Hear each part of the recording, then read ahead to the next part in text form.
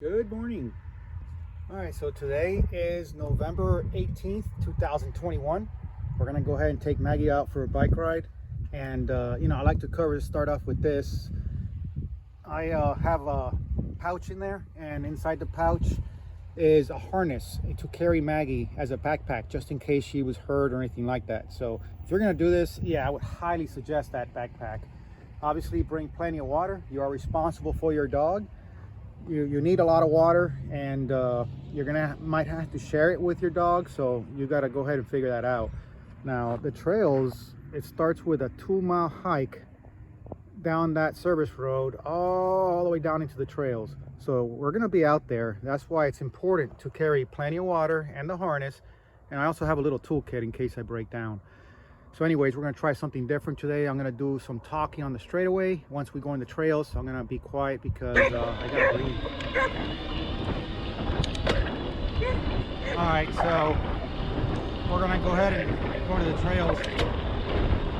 First thing I like to start talking about is where the dog runs. So I train my dogs to go behind me. And Maggie's just an alpha dog. She likes to go up front. And I noticed that as a puppy. I just let destiny take place, and now she always runs up front. Now, even though she's up front, I'm in charge. I can stop, I can turn, she will go wherever I need to go. The other thing about the trails is you need to ride the trail as a responsible human. You need to know where you're taking your dog. So again, you are responsible. Now, riders do not like dogs on the trails. So you're also going to be responsible with that. Avoid humans, avoid other riders. We drop in early in the morning normally, just to avoid the riders.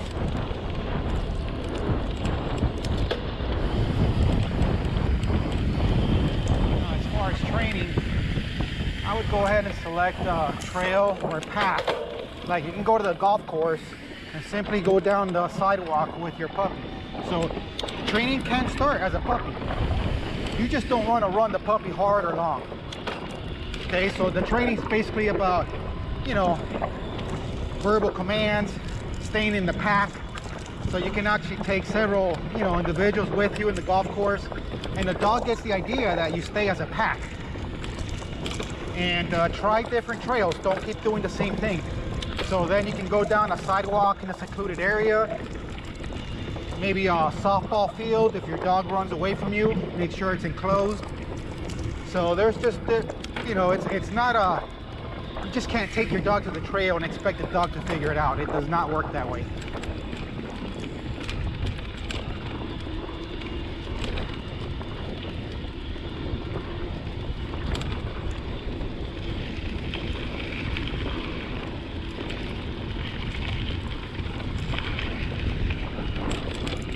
One thing I'll also mention is when you train your dog to go in the paths or the trails or the golf course, do not stop. That's the worst thing you can teach your dog.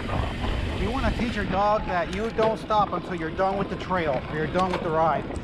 That way when you're in the bike trails, there's nothing more annoying than somebody disrupting the flow of a trail. So with that said, just keep going. Train your dog to just keep going. Now you want to drop in here first. All right. I'm gonna be quiet now because this is gonna get nasty.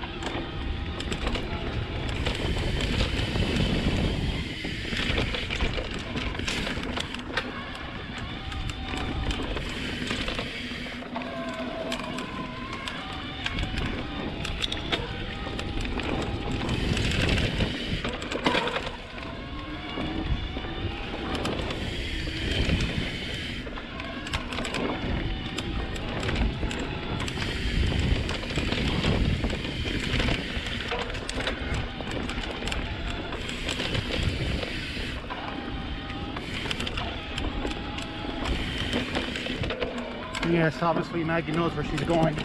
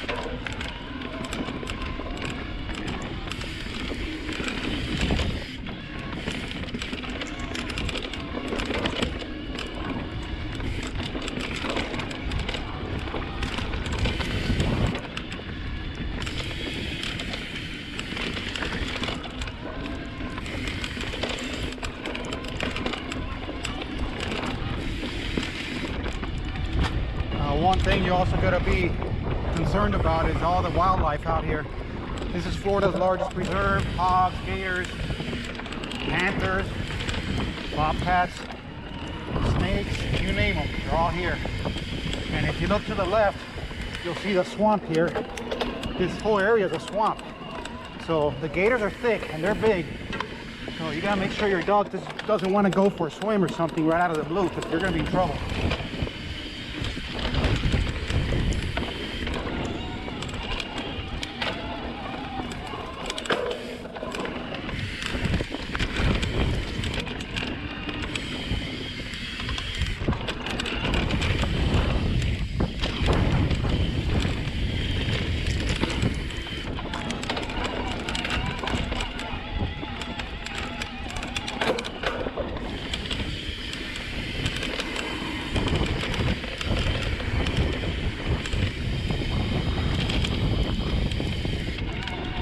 Got it. Anything the trail is fair game. You just cannot leave the trail. So if there's a deer, guess what? It's fair game. Unless it leaves the trail. Not the squirrel.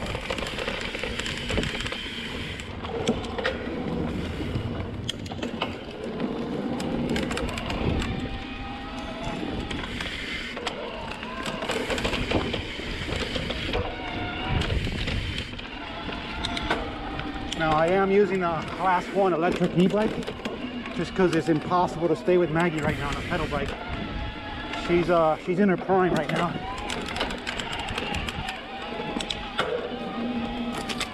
Normally we average about 12, 14 miles an hour on these rides. And as you can tell, these trails are not easy.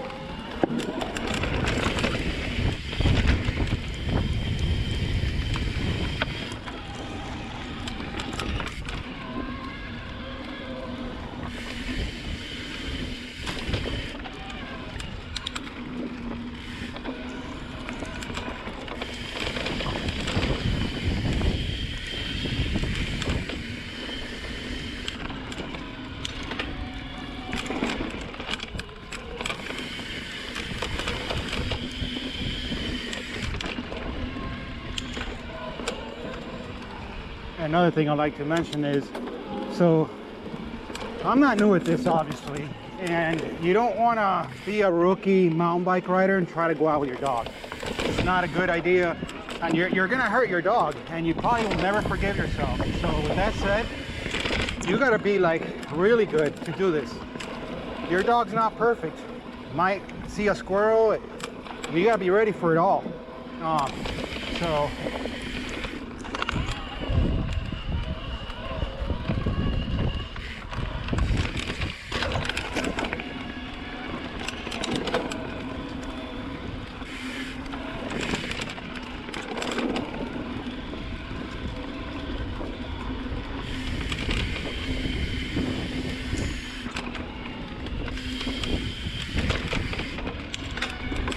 and obviously the average dog cannot do that. Actually, the average dog can even do this straight away on the way in without stopping.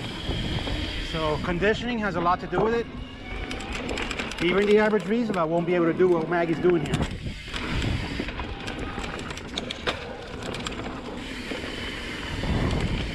We do this 3 times a week. She's 6 years old. We've been doing it for 6 years.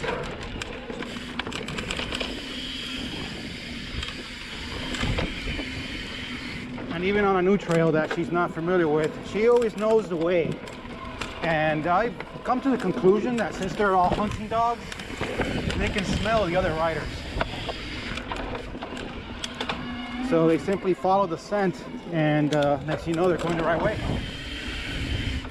It's very impressive, actually. Another thing I noticed, I'm not sure if this goes for all dogs, but these dogs can see at night. We hit these trails at night, and Maggie will pull ahead of me.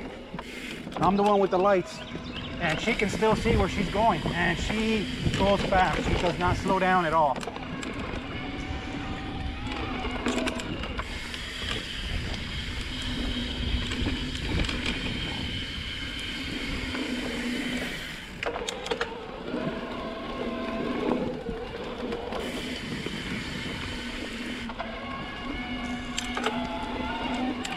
I would avoid other riders when you're finally doing it on the bike.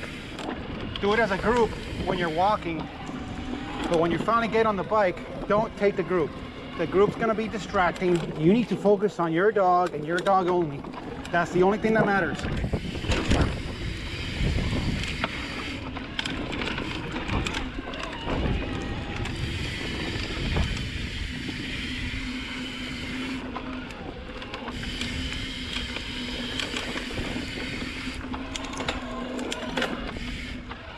You see the swamp to the left. I mean, there's swamps everywhere. That's no matter where we're at here, there's gonna be a swamp. You gotta look ahead, look for the gators, look for hogs.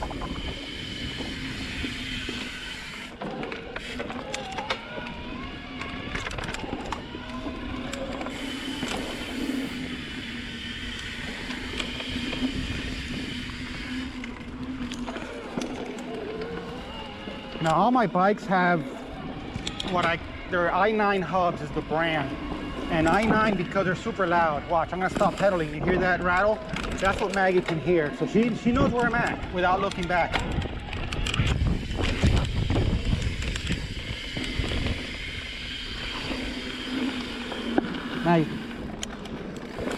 Maggie, hold on. Stop here. Yeah, she'll stop. And give her a little bit of water. Maggie, come here. Come here, need water. Our first water break. She gets like 2 water breaks. We're gonna do about 8 miles today, so like that's 1 water break per 4 miles. It's not that hot today.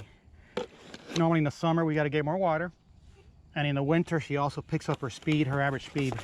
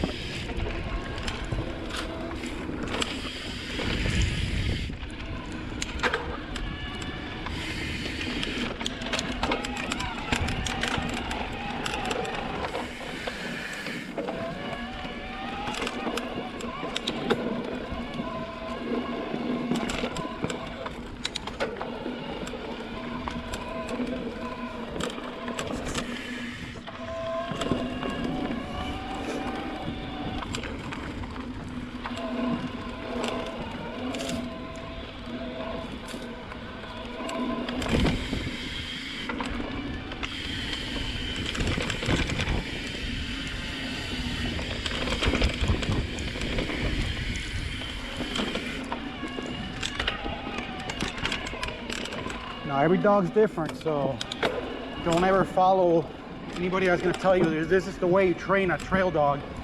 There are many different ways. You gotta get to know your dog. And I saw a post where somebody described that, you know, you gotta bond with your dog. You gotta do stuff with your dog. You don't want to just take them to the trails. You want to actually do stuff with your dog, other things, so you bond and the dog understands what you're telling the dog. You know, your dog should be able to look at you in the face and read you. That's pretty much the relationship I can describe with Maggie. Notice I don't say anything. I can talk all day, and the moment I say her name or stop, she'll stop.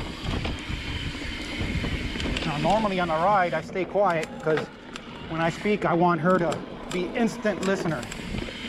So today it's just a different ride. Since I'm running my mouth so much, hopefully I'm not too annoying.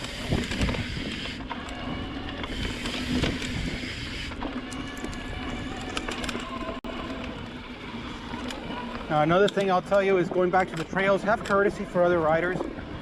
Personally, I build these trails, or I'm one of the builders of these trails, and so is Maggie. So where I'm out here working on these trails, Maggie's right there with me. So when other riders see her, and then they see her running the trails, no one's going to complain. Not only that, everybody knows she's fully trained, and Maggie technically is the fastest one out here. I don't care who you are. If you're on a pedal bike, Maggie's going to smoke you. You don't have a chance.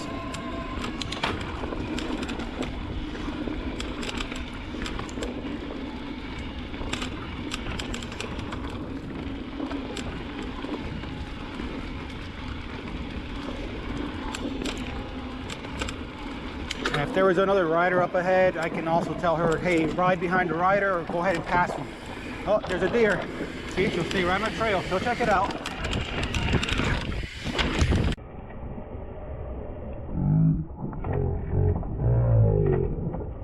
See, she'll stay right on the trail. She'll check it out.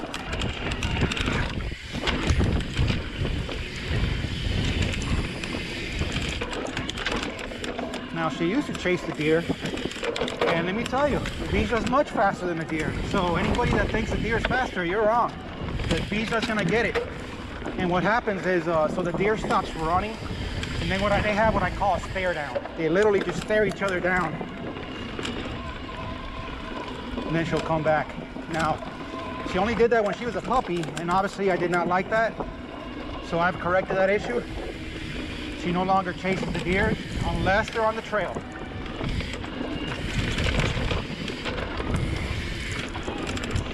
And that goes for squirrels and rabbits too. She's actually picked up a squirrel and a rabbit and just kept running down the trail with a squirrel and rabbit in her mouth. It's kind of funny. I have that on my Instagram account if anybody wants to see it.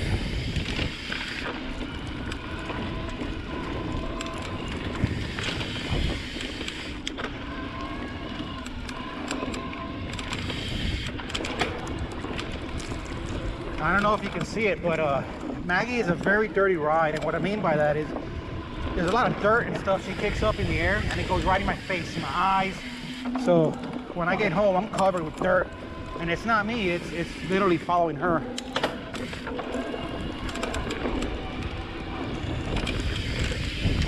So I suggest glasses, riding glasses, if you're gonna be doing this with your dog. But again, it takes a lot of practice and skill to be doing this close with your dog. I don't suggest anybody ride this close with your dog until you have got it down and you have that trust in the relationship with your dog.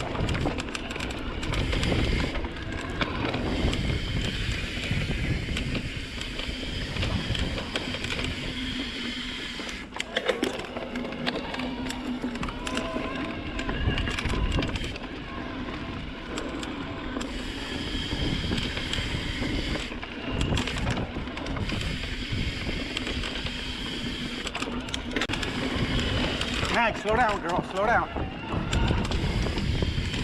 You gotta be able to tell her that, because if not, she'll be gone.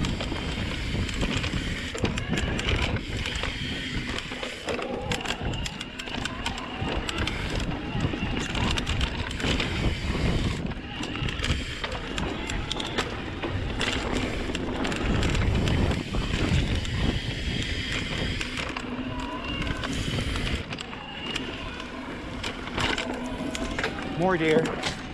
See what I'm saying? If your dog ran after those deers, it could be a hog, it could be a gator, it could be something else waiting for it. So it's not funny when they chase the deer or other wildlife.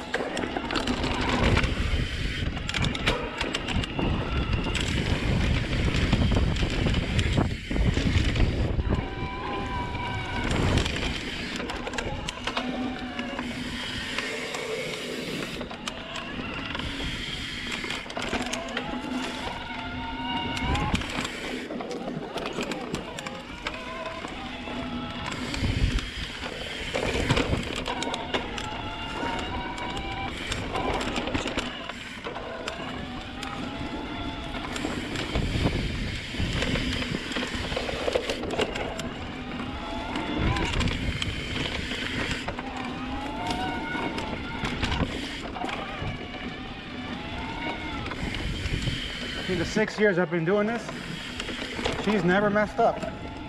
She's never gone off a trail, never been injured.